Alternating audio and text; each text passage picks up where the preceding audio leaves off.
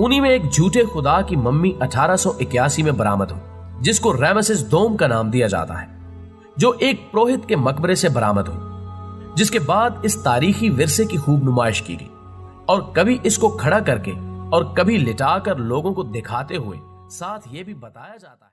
आपको पता है कि फिरौन का पासपोर्ट भी बना था, उसकी एक पहचान भी हो गई। अजीब बात है। आपको पता है? अगर नहीं पता तो वीडियो को फुल देखें और सारी इन्फॉर्मेशन लें। हेलो हाय अस्सलाम वालेकुम। तो देखते हैं हम फिरौन का पासपोर्ट कैसे बना, क्यों बना, किस वजह से बना। तो चलते हैं वीडियो की तरफ।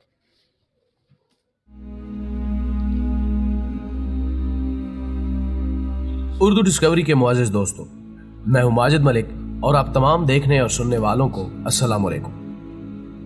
नाज़रीन ग्रामी, जैसा कि हम जानते हैं कि कदीम मिस्री तहजीब में यह रिवाज आम था कि वो अपने मर जाने वाले फराइन जो कि दावे खुदाई के अलम बरदार होते थे कि लाने के एक बड़े हिस्से को भी दफन किया करते, ताकि अगर उन्हें आलमे अरवा में किसी चीज की जरूरत हो तो वो इसकी मदद से हासिल कर सके।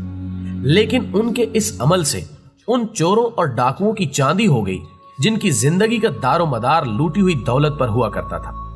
वो जब चाहते किसी न किसी फिरौन के मकबरे को अपना निशाना बनाकर वहां से इतनी दौलत चुरा लेते कि आइंदा कई सालों तक उन्हें मजीद किसी चोरी की हाजत ना रहती। लेकिन वक्त गुजरने के साथ साथ कई फराइने मिस्र तो ऐसे थे कि उनकी ये ममियां भी वक्त की घर तले दब कर रह गई। और फिर तारीख में कई ऐसे मोड़ भी आए जब इन ममियों का इंकिशाफ दौरान तलाश या इत्तेफाकिया हो गया, जिसकी वजह से तारीख के तालिब इल्मों पर तहकीक के नए दर वाह होते गए। उन्हीं में एक झूठे खुदा की मम्मी 1881 में बरामद हुई, जिसको रैमसेस दोम का नाम दिया जाता है, जो एक पुरोहित के मकबरे से बरामद हुई, जिसके बाद इस तारीखी विरसे की खूब नुमाइश की गई और कभी इसको खड़ा करके और कभी लिटाकर लोगों को दिखाते हुए साथ ये भी बताया जाता है कि यह है उस मजबूर बेबस इंसान की लाश जो कभी अपने जमाने में खुदाई के दावे किया करता था। और इस मकसद के लिए बसा औकात उसके जस्ते खाकी पर लपेटी हुई पट्टियां भी उतारी गईं ताकि आम लोग इसके जिस्म को भी देख सके, जो कि एक मखसूस तरीकेकार की बदौलत अभी तक खराब होने या गलने सड़ने से महफूज रहा। लेकिन इसके कुछ ही अरसे बाद यानी 1976 में यह बात सामने आई कि इसकी मैयत ने खराब होना शुरू कर दिया है और इस पर फफूंदरी की तह भी सामने हो गई, जो कि इस बात की अलामत थी कि अगर इस मुर्दे का जल्द ही इलाज ना किया गया तो ये सामान्य इबरत दुनिया की निगाहों से ओझल हो जाएगा। लेकिन यहाँ रुकावट इस बात की थी कि उस मुर्दा जिस्म को लगने वाली बीमारी का इलाज ना सिर्फ मिस्र में मौजूद नहीं था, बल्कि दुनिया में सिवाय फ्रांस के और कोई भी मुल्क ऐसा न था जहां इसका इलाज मुमकिन हो सकता। और जाहिर है इस मकसद के लिए इस मजबूरो बेकस के जिस्म को फ्रांस मुंतकिल करना जरूरी था, जिसके रास्ते में कई एक कानूनी रुकावटें मौजूद थी और उनको कैसे दूर किया गया, इसकी दिलचस्प दास्तान आज हम अपने नाजरीन को सुनाने की कोशिश करेंगे। दोस्तों, आप देख रहे हैं उर्दू डिस्कवरी को, जिसने मिस्र के इस बेचेहरा किरदार को आज अपनी इस वीडियो का मौजू बनाने का फैसला किया है। लेकिन हस्ब रिवायत हम अपने असल मौजू की जानिब बढ़ने से कबल अपने इस काफले में शामिल होने वाले नए दोस्तों से दरखास्त कर, आदमी खा जिंदा हो या मुर्दा, उसके फ्रांस में दाखिले के लिए उसके पासपोर्ट का होना जरूरी था। जबकि दूसरी रिवायत यह है कि मिस्री अवाम नेपोलियन बोनापार्ट के मिस्र पर हमले और इसकी लूट खसूट के बाद ये ख्याल करते थे कि फ्रांसीसी चोर, डाकू और लुटेरे हैं और कहीं ऐसा महरूम रह जाए। सो उन्होंने अपने तौर पर यह फैसला किया कि इस मकसद के लिए इस ममी का पासपोर्ट बनवाया जाए, ताकि उनके पास इसके दस्तावेजी सबूत भी मौजूद हो कि फिरौने मिस्र ने अपने मरने के हजारों साल बाद फ्रांस का सफर किया था। सो इस मकसद के लिए उस मुर्दे का पासपोर्ट बनवाया गया ताकि कल मिस्री इसकी वापसी का तकाजा कर सके। इसके पासपोर्ट पर इसका नाम रैमसेस दोम आन जहानी फिरौने मिस्र तहरीर किया गया और जब इसका जहाज वहां पहुंचा तो फिर एक नई और दिलचस्प सूरत-ए-हाल देखने को मिली, क्योंकि फ्रांसीसी कानून के मुताबिक बादशाह खा जिंदा हो या मुर्दा, उसको प्रोटोकॉल देना जरूरी था। और अब इस मुर्दे को ये इज्जत किस तरह दी जा सकती है? और फिर इस रस्म बद को पूरा करने के लिए इसके ताबूत को बाकायदा प्रोटोकॉल भी दिया गया, जो कि सरबराहाने ममलिकत को दिया जाता है, تاکہ قانونی تقاضے پورے کیے جا سکیں، اور پھر اس کے بعد مروجہ طریقہ کار کے مطابق اس لاش کا علاج کیا گیا، جس کے بعد مصری اپنے اس بادشاہ کو، جس نے صدیوں قبل ان کے آباء و اجداد پر ایک جھوٹے خدا کی حیثیت سے حکومت کی تھی، واپس مصر لے آئے۔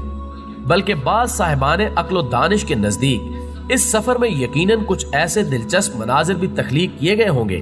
مثال کے طور پر جب اس کی میت کو جہاز پر سوار کرایا گیا تو ظاہر ہے اسے کارگو میں ہی جگہ دی جا سکتی تھی، جس کے لیے اس کے روم میں باقاعدہ اے سی کی فٹنگ بھی کی گئی تاکہ بادشاہ سلامت موسم کی سختیاں برداشت نہ کرتے ہوئے ایک آرام دہ اور پرتعیش سفر سے محظوظ ہو سکے۔ بلکہ اسے بھی قبل اسے انٹرنیشنل VIP لاؤنج کی سیر بھی کرائی گئی ہوگی تاکہ ہوائی سفر کے تمام تر ضابطے پورے کیے جا سکیں، اور یہ بھی گمان کیا جا سکتا ہے کہ اس موقع پر اس لاؤنج کو عام مسافروں سے خالی کرایا گیا ہو۔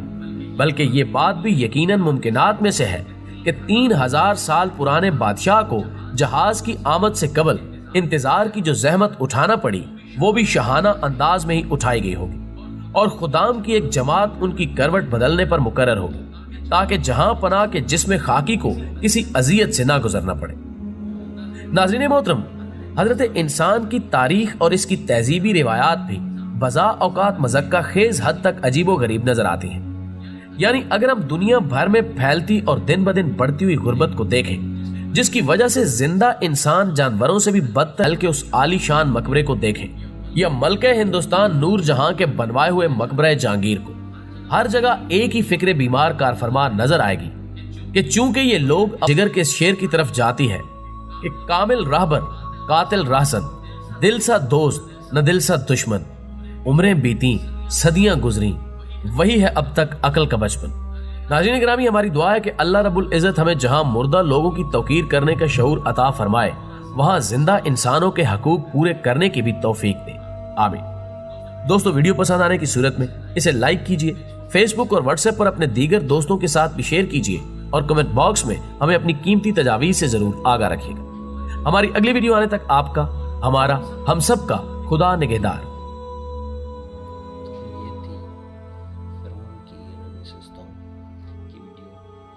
بہت اچھی ویڈیو تھی، نالج تھی، اور اس کا پاسپورٹ کس وجہ سے بنا، اس کو پروٹوکول کس ملک نے دیا، تو یہ سارا اس ویڈیو میں تھا۔ آپ کو کیسی لگی؟ آپ بھی ہمارے چینل کو سبسکرائب کریں، لائک کریں، کمنٹ کریں۔ شکریہ۔